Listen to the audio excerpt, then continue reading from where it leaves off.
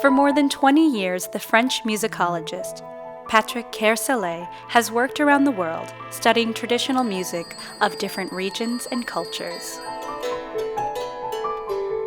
In 2006, he started to explore the ancient musical instruments of the Khmer people of Cambodia. To study these instruments, he relied mainly on the images of temples, the objects found in excavation, and the stone writings. Although some of these instruments have disappeared, similar instruments are found elsewhere in Asia. With this, Patrick started to reconstruct the instruments of ancient Khmer, dating as far back as the 7th century. This project, which began in 2011, continues today. Most of these instruments are rebuilt in Cambodia, employing both local, traditional instrument makers. With all of this research, through the organization Cambodian Living Arts, a non-governmental organization dedicated to building a vibrant and dynamic Cambodian arts sector, and the members of the troupe Sounds of Angkor, the true cultural traditions of the Angkorian era have been revived. Today, we are proud to present these instruments and the music that inspired and entertained Khmer people for over a millennium and a half, as part of a unique program of Cambodian Living Arts called Plai Pika, designed to provide more job opportunities to local artists. The troupe performing today is amongst a new generation of artists, bringing these musical traditions back to life unlike any other. We offer you the privilege to join us on this journey through 15 centuries of the Sounds of Angkor.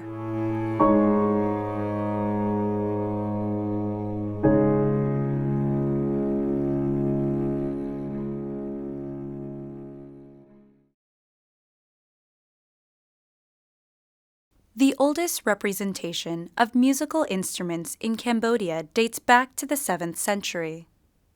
At that time, the harp and the monochord, followed by the drums and the cymbals, animated rituals in Hindu temples. The combination of music, song, and dance is an offering to the gods and an invitation to come join the festivities among human beings.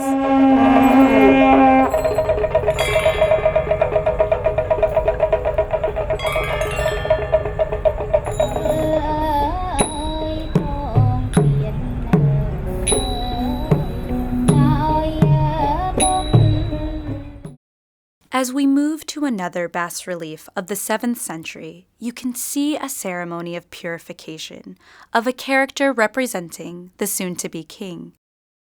This is the first appearance of the transverse flute, which until today has disappeared in Cambodia.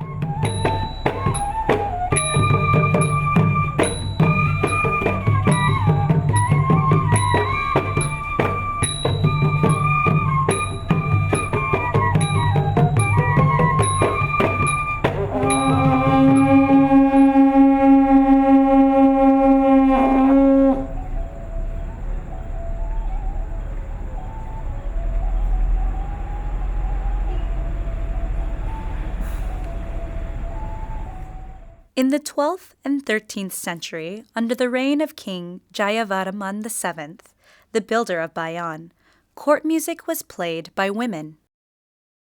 The ensemble consisted of harpists, zither players, percussionists, singers, and dancers.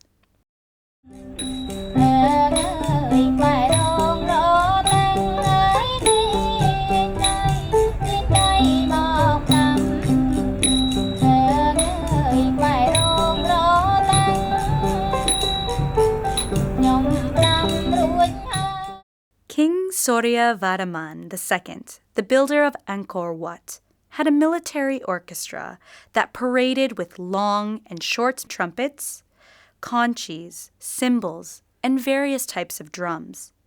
All of these instruments have been rebuilt to play a music inspired by ritual orchestras from Nepal and Tibet in order to cleanse the path of unwanted spirits.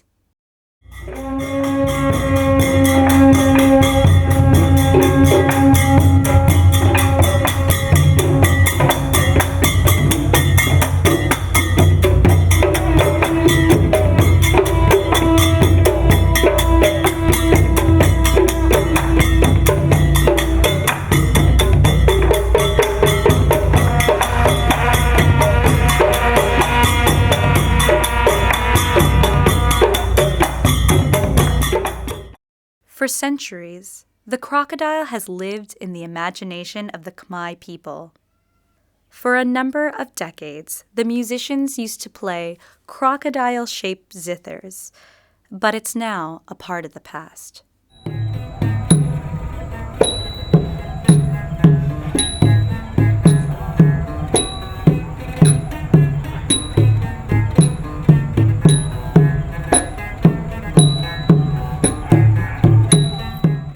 The instruments of ancient wedding orchestras were also played during healing ceremonies in which a shaman invites evil spirits to leave the body of the sick.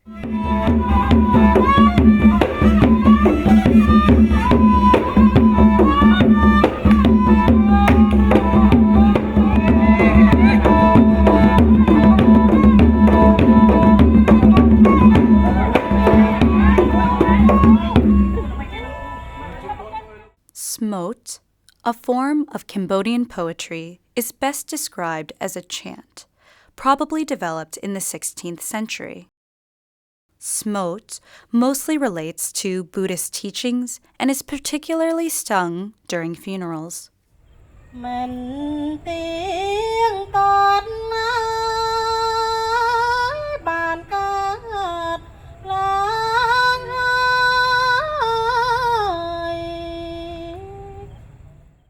The instruments of the funeral ensemble called Kantrongming are depicted on the 16th century bas-reliefs of Angkor Wat. This ensemble was played until the time of the Khmer Rouge, but today only 2 ensembles still exist in Cambodia. That is why this show is an opportunity to share it with you and the world.